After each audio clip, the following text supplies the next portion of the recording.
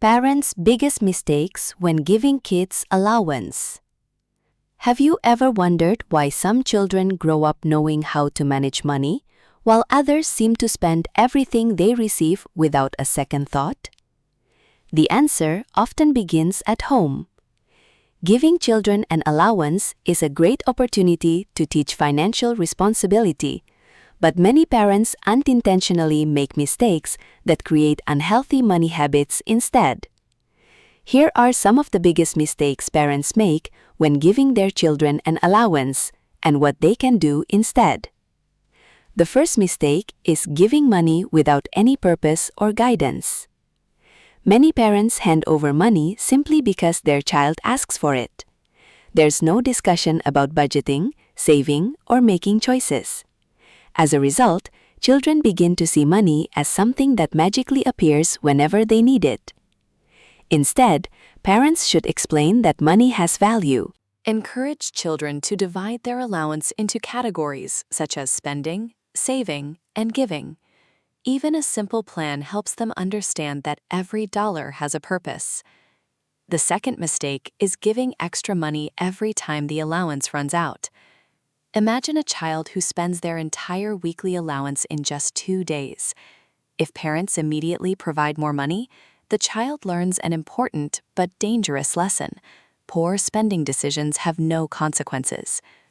In adulthood, this habit can become credit card debt, unnecessary loans, or constant financial dependence on others. A better approach is to let children wait until the next allowance day. They may feel disappointed at first, but they also learn patience, planning, and self-control, skills that are far more valuable than the extra money. The third mistake is using money to stop bad behavior or avoid conflict. Sometimes parents are tired after work, and it's easier to hand over some cash than deal with complaints, tantrums, or endless requests. While this may solve today's problem, it creates a bigger one for the future. Children may start believing that money is the answer to boredom, sadness, or frustration. Over time, they can develop emotional spending habits, buying things whenever they feel upset or stressed. Teaching children to manage emotions without spending is just as important as teaching them to manage money. The fourth mistake is never talking about where money comes from. Children often see parents paying with a credit card, phone, or digital wallet. Everything looks easy.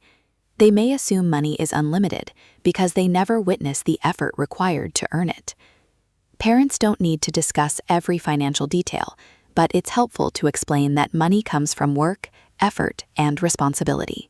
Sharing simple stories about earning income can help children appreciate the value behind every purchase.